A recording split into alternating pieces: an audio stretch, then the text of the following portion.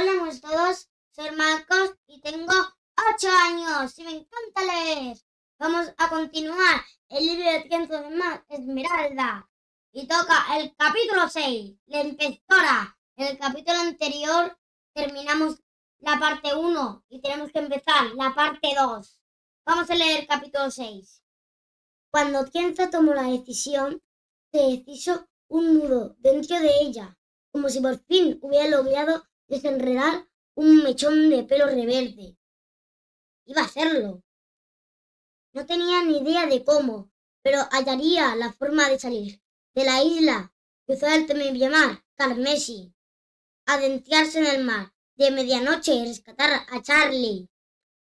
Sí, cada uno de esos problemas parecía tan imposible como los demás, pero de algún modo menos imposible que imaginarse el resto de su vida sin él. Pero antes Tienza fue a hablar con sus padres, cosa que debería hacer más gente en las historias como esta. Lo hizo sentarse a los dos y les explicó el amor que sentía por Charlie, la certeza de que nadie iba a ayudarla y su determinación por ir a buscarlo, aunque también les transmitió la inquietud que sentía por las dificultades que podía causarles a ellos su ausencia. Los dos escucharon en silencio mientras Tienza hablaba. Se debió en parte que les había preparado pasteles de huevo de codorniz. Es más difícil poner objeciones a la locura que a esta historia de tu hija teniendo la boca llena. Cuando Tienza terminó de hablar, Len pidió repetir. Aquel era un dilema de 2 pasteles. Ulva solo se había comido la mitad antes de echar atrás la espalda y no volver a probar bocado. Aquel era también un dilema de medio pastel.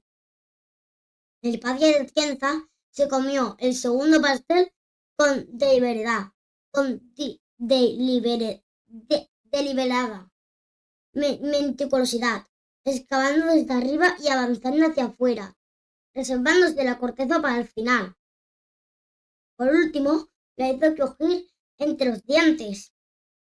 Luego se quedó mirando el plato un momento, largo e incómodo. ¿A qué sería, tal vez, un dilema de 3 pasteles? Creo, dijo por fin volviéndose hacia Ulva. Vamos a tener que dejar que lo haga. ¡Esté locos! Exclamó la madre de Tienza. Salir de la isla, viajar al mar de medianoche, rescatar un pie en medio de la hechicera. Len se palpó el bigote de unos días con la servilleta para quitarse los restos de comida. Ulva diría que nuestra hija es más pragmática que nosotros. Sí, normalmente sí que lo diría, respondió Ulva. ¿Y dirías también que es más reflexiva que nosotros? Se pasa el día pensando, convino la madre de Tienza. ¿Cuántas veces se impone a la gente o pide lo que quiere? Casi nunca. Teniendo todo eso en cuenta, dijo el padre de Tienza, por fuerza la decisión correcta es que se marche. Nuestra hija que se ha planteado todas las alternativas. Dejar la isla para rescatar al hombre que ama puede sonar a locura, pero si todas las demás opciones están descartadas por imposibles, entonces en este caso la locura podría ser lo pragmático. Tienza sintió una punzada de emoción. ¿Tu padre estaba de acuerdo? Tienza, dijo Len, inclinándose hacia adelante y apoyando los brazos a daño poderosos en la mesa. Podemos cuidar de tu hermano y de nosotros mismos si te vas. Por favor, no te preocupes por eso. Eres demasiado servicial con estas cosas. Pero ninguno de nosotros podríamos acompañarte. ¿Lo comprendes? Sí, padre, respondió ella.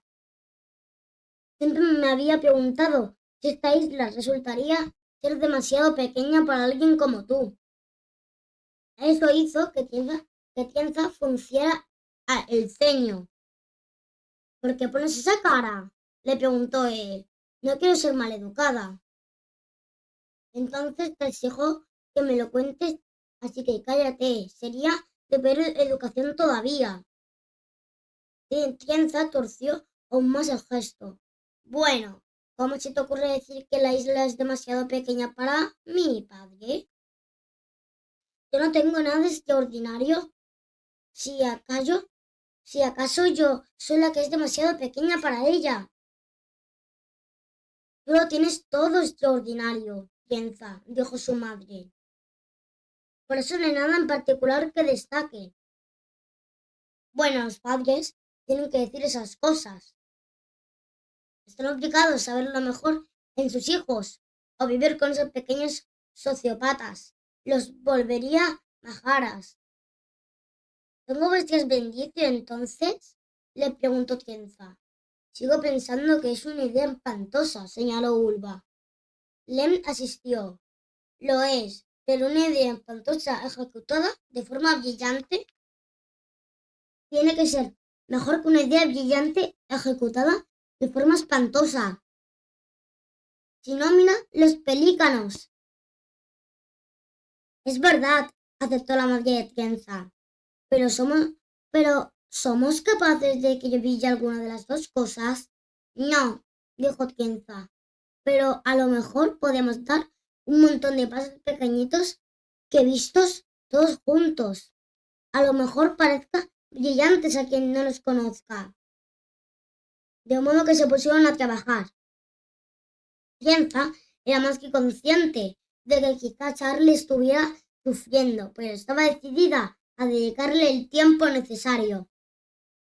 Si de verdad iba a hacer una estupidez tan enorme como abandonar la isla, supuso que debía ser minuciosa al respecto. Con un poco de suerte, eso iría diluyendo la estupidez, igual que la harina buena diluía la rancia y mejoraba el horneado. Empezó a irse al acantilado a tejer los calcetines para ver los barcos que llegaban y zarpaban. Su madre empezó a hacer medias en una mesa cerca del puerto para poder tomar notas. Cada noche ponían en común sus averiguaciones, mientras el padre de Tienza escuchaba y aportaba ideas. Aunque Tienza siempre le había despertado curiosidad, la mecánica del transporte marítimo ahora tenía motivos para averiguar los dos detalles.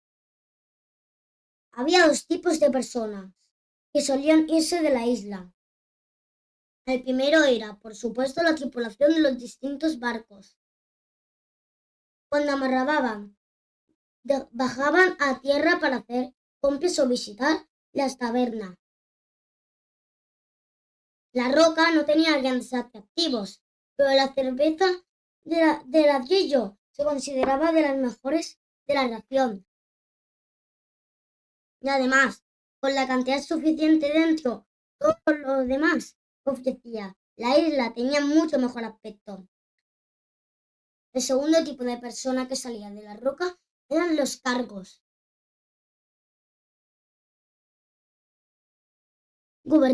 gubernamentales.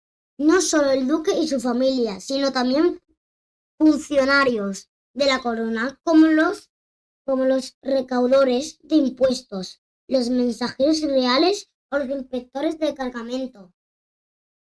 Esa gente podía zarpar cuando le diera la gana. Los nobles que venían de visita también podían marcharse y en general tardaban poco en hacerlo después de comprender el error que habían cometido. El mayor obstáculo para Tienza sería la actual inspectora de cargamento. Era una mujer adusta que refrendaba las cédulas de los mercaderes forasteros y luego registraba las bodegas en busca de polizones. Para ser un lugar donde nadie quería vivir, desde luego la Roca tenía un montón de cosas que la gente sí quería. Sal de las salinas, la cerveza de ladrillo y hasta pluma y plumón de gaviota. Los habitantes de Punta de Digen solo podían vender esas mercancías a los barcos que tuvieran una cédula de adquisición emitida por el rey. La inspectora de cargamento era quien lo supervisaba todo. Cuando llegó la que tenían a principios de año, se había negado a revelar su nombre a nadie e insistía en que la llamaran solo inspectora. Afirmaba que no se quedaría en la roca el tiempo suficiente como para que los nombres sirvieran de algo. Kenza no recordaba a ningún otro inspector que hubiera sido tan estricto. Aquella mujer siempre estaba al acecho, haciendo rodar la porra que llevaba buscando cualquier excusa para infligir un castigo. Parecía demasiado severa para ser humana del todo. Como si en vez de nacer se hubiera materializado y en vez de crecer hubiera metastazizado. Gente y su madre dedicaron horas a estudiar con disimulo, como hacían las mujeres, los registros de los cargamentos antes de que zarparan de la isla. Pensaba los sacos de plumas y apuñalaba los tonones de sal en busca de posibles polizones. De algunas mercancías, como los enormes barriles de cerveza, no podían abrirse sin estropear su contenido. ¿Y si alguien se escondía en uno de ellos? Podía rellenarlo con sal, por ejemplo, para asustarle el peso y el equilibrio. Por desgracia, la inspectora también tenía una solución para esos planes de huida. Examinaba los barriles mediante un aparato auditivo especial como los que usaban los médicos para ver cómo sonaba el pecho de sus pacientes. La inspectora se quedaba un rato junto a cada barril, escuchando para descartar que hubiera alguien dentro, moviéndose o respirando. Según las malas lenguas, tenía el oído tan aguzado que era capaz de detectar hasta el pulso de un polizón. ¿Existiría alguna forma de superar ese obstáculo? ¿Alguna manera de sacar partido a eso? Una noche, 2 semanas después de que decidiera marcharse, Kenza estaba sentada ante su cuaderno, lleno de ideas. La luna esmeralda alumbraba brillante como siempre, estoica e inmóvil, en el cielo. Las esporas caían en la distancia, como luz de luna cristalina. Su padre llegó, cojeando, se sentó con ella y le hizo un gesto para que Kenza le enseñara sus planes. Los leyó con atención y luego existió. Podría funcionar, podría, dijo Kenza, y bostezó. Pero no creo que lo haga. Tal vez huele con unos cuantos marineros, pero no engañaré a Ladrillo ni a Gemí, ni a Sor. Sabían que algo anda mal. Se frotó los ojos. Llevaba tiempo durmiendo poco de lo tensa que estaba. Podía decirse que la preocupación es la carronera de las emociones. Se ve atraída por otras emociones mejores, como los cuervos por un campo de batalla. Igual no tienes que engañarlos, dijo su padre. A lo mejor están dispuestos a ayudarte. No puedo pedírselo, repuso Kenza. ¿Y si la inspectora me pilla? Se meterían en demasiados problemas. Su padre insistió de nuevo. ¿Cómo iba a decir algo así su hija? Así que le sugirió que se fuera a la cama. Kenza parecía a punto de quedarse dormida en plena conversación, y ya es decir, teniendo en cuenta la cantidad de historias de Charlie a las que había sobrevivido sin dar un solo bostezo.